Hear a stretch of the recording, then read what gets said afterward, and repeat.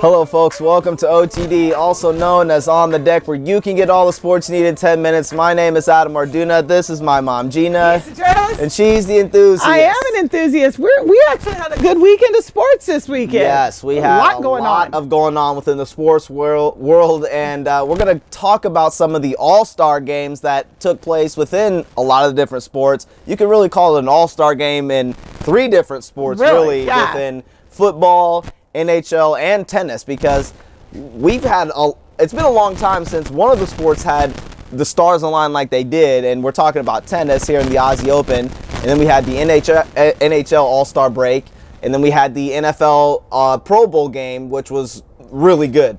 So let's go ahead and break down this Aussie Open Championship on the men's and women's side here. We had Serena Williams and Venus Williams, who faced each other in the championship game. This was the first time since 2009 that they played each other in a championship game, or at least in a Grand Slam championship, at this magnitude since Wimbledon. And so, as awesome as that championship was, we were kind of expecting the same thing for this time, and we did get that. And so everyone was really happy for Venus because she has made it close. She's had a good run in a lot of these tournaments, but hasn't quite made it. And we all know Serena has just been dominating the sport for a very long time. You know what? And it's been awesome. Last year I wanted you to marry Serena. I heard she might be engaged, so we missed Well, the boat she's on that. very popular. She's on the dating circuit quite a bit. And Well, so I think she might be engaged, does her own thing. If she comes back out on the market, yeah, I wouldn't mind having her be my daughter. Yeah, she's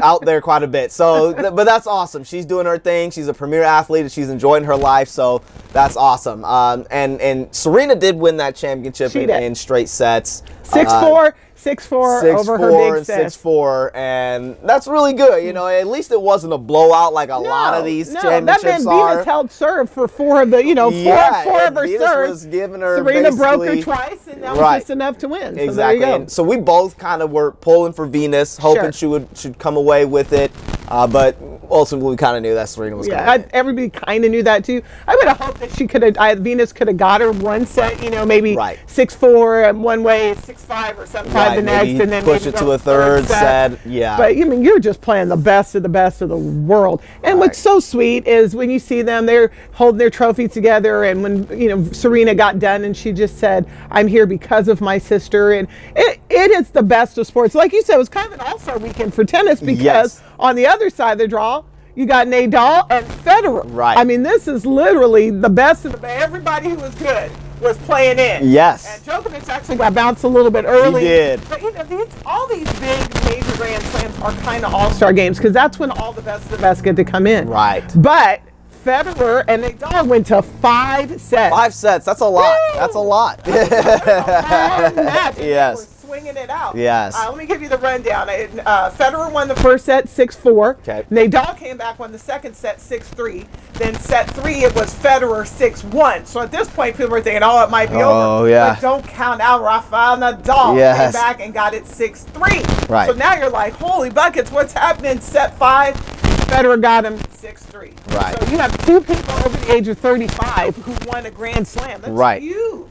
Huge in the world of tennis and sports in general. And I'm impressed by that because we are in, like I said, this is like an all-star weekend. Yes. And we're going to transition to the NHL. And I want to make sure I get these right. So we've got the Central and Pacific divisions, and this is the NHL we're talking about. This is the All-Star game, and we have the Metro and Atlantic divisions. Okay, and then the final was the Metro and Pacific. So Central, Pacific, Metro, and Atlantic. Atlantic, yes. Okay, so we've got 4 divisions. And so how they're doing it nowadays, and they've revamped the model of the All-Star game, and we talked about this last year. We did talk about last year because it was which makes it really fun. Yeah. And if you're not that into hockey, which it can be understandable. It's regional. It is kind of regional. It is all over the country, but if you didn't grow up really with it, excuse me, it is a little difficult. Well, let's be clear. Get into. In Nebraska, you're not a hockey community. Right. You're a football group. Right. In Alabama, you don't give a care about hockey. Exactly. You care about football. Same thing for Georgia. Yeah, exactly. You know, there's just places where it's just not that big deal. There isn't hockey in those areas, but it's just not the leading Well, there's not sport. pro hockey there, and it's just not your leading sport. So, yeah, but what they have done to kind of make it more interesting, more fan-friendly, is they've adopted this 3-on-3 tournament, which is so fun, which is really fun. And it was in LA this year. All of the activities during the All-Star break were in LA, which was cool because LA is a good city. La La Land. We all know it's LA, which is a great movie, by the way. Well, they're up for a lot of awards coming up here this weekend or in the next couple of days. But with that being said, they had a lot of good fun this year. And so when I was talking earlier about the game, they had the 4 divisional rounds, or they had the 4 teams in those 2 rounds, and the first game was kind of a blowout, and the second game was a lot closer, and then the finals were the best of the best. And so I want to go back to, again, make sure I get these right here. Get your facts right. Okay, so the Pacific beat the Central 10-3. Wow. The Metro, I said it was close. It's a little bit closer, 10-6. They beat the Metro, beat the Atlantic. And then you had the Metro and the Pacific meet up in the final, and that was 4-3. Wow. So that was really cool because it's really fast-paced. I didn't get a chance to watch all of it, but what I did watch, it was that first matchup, and there was some great shots. It was really fast-paced. Well, that's what I love about the 3-on-3 format. If you don't understand hockey and the fact that it's kind of like 3, it's not quarters, but there's 3 like segments and who plays what and who can cross and all that. Yeah. And the puck is small. 3 periods. Thank you. 3 periods. And we said last year, you need to make that puck highlighter green because it'd be easier to see. Orange or something. Yeah, orange. Exactly. But all that being said, the 3-on-3, because people are spread out and you can really see them defending the puck and who's going in. It is really exciting to watch. And that's why the scores get to be a little bit higher. And you can score more. You don't have as many people blasting into each other, and you don't have to have quite as much strategy. Maybe you do, I guess, but it makes it, there's more space. It shows skill on the skates and with the puck. And it's really fast-paced. It is. It's really fun to watch. And so I enjoyed what I was watching of it, and the All-Star game was cool. And I love how they kind of had a tournament mentality with it, and then they had a final, and that's really fun. And it was on a major network. Yes, it was on NBC, and much like the NFL, which we're getting ready to talk about here, they also had like a skills challenge where they have like an obstacle course, and they do a trick shot challenge, and they do all the other things. And just like with the MLB, where they have their minor league system has an all-star break, the NHL has their minor league system with an all-star game as well. And that is really cool. It's really cool how the NHL is doing that. So we just want to... Well, maybe Kansas City needs to get us a hockey team. Well, we do have a hockey team. The Islanders AAA divisional team here in Kansas City, the Missouri Mavericks, who are very, very good, and they're looking to be very good again this year. They are good. They're really good. And a couple of years, they were on a run. Down at the Silverstein Ice Center Arena.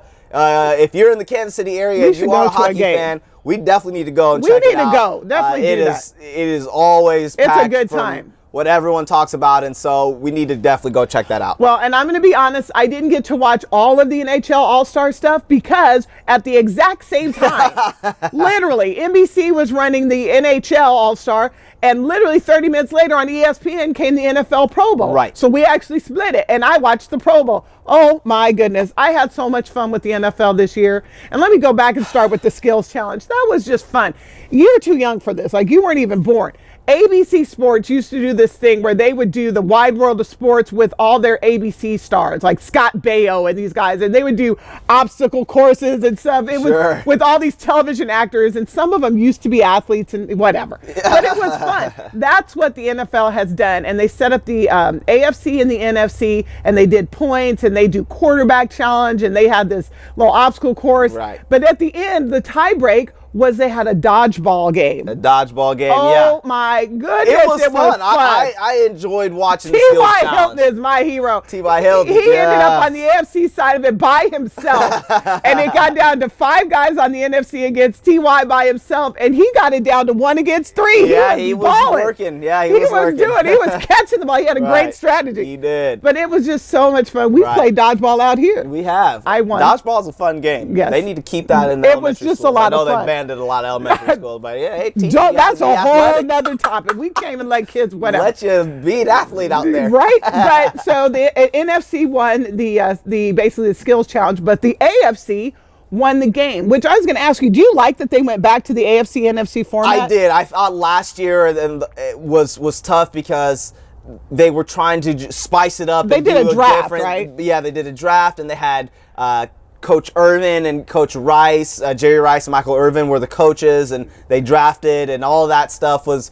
I thought they were doing too much with it, and then you had players on the same team on the other side of the draw, and it was just not all that great. And with it being in Orlando this year, I thought it actually turned out to be pretty nice. You know what? I was hot on Orlando. I'm like, oh, this is terrible. It turned out great. They were at Disney. You saw people and their families. It was good. I thought it was great. It was good. They played in Central Florida. The University of Central Florida is in Orlando, so they played at their stadium, so that helps their university out. And so there's a lot of good things with it being in Orlando, and Orlando's as a city kind of needed it. Who coached the FC? Andy Reid. Andy Reid for the second year was because Andy Reid coached our team last year. Coached the AFC. The team. He was a head coach last year, but then he was picked again this year to do it. And he went up against Jason Garrett from the Dallas Cowboys on the NFC side. But what I thought was good was that it became an actual game. We know it's basically a scrimmage. It is a scrimmage. It's a scrimmage. No one's trying to get hurt, blow out a knee. But they actually played, they were being competitive, People and it was really good. There were interceptions. Quarterbacks were going hard. It was as good as you were going to get. I tweeted about it. I thought it was a good game, and so I enjoyed it this year. I did too. And so NFL, you did a great job, and the AFC won, so that was awesome. Well, overall, from the Australian Open all the way through till Sunday night, it was a really good weekend. It was a good weekend in sports. There was some NBA out there too, a few little college basketball here and there too. A whole bunch of college teams lost, but right now we're just going to stick to the good stuff. Yeah, we're going to stick to the good stuff, and we want to say continue to follow us on all of our social media. Please follow her on OTD. She's JRepass_OTD. We are _OTD on the deck. Type in my name, Adam Orduner, for YouTube, and continue to like our page on Facebook. Just type in OTD. We want to say we appreciate your time, and we'll see you next time, folks.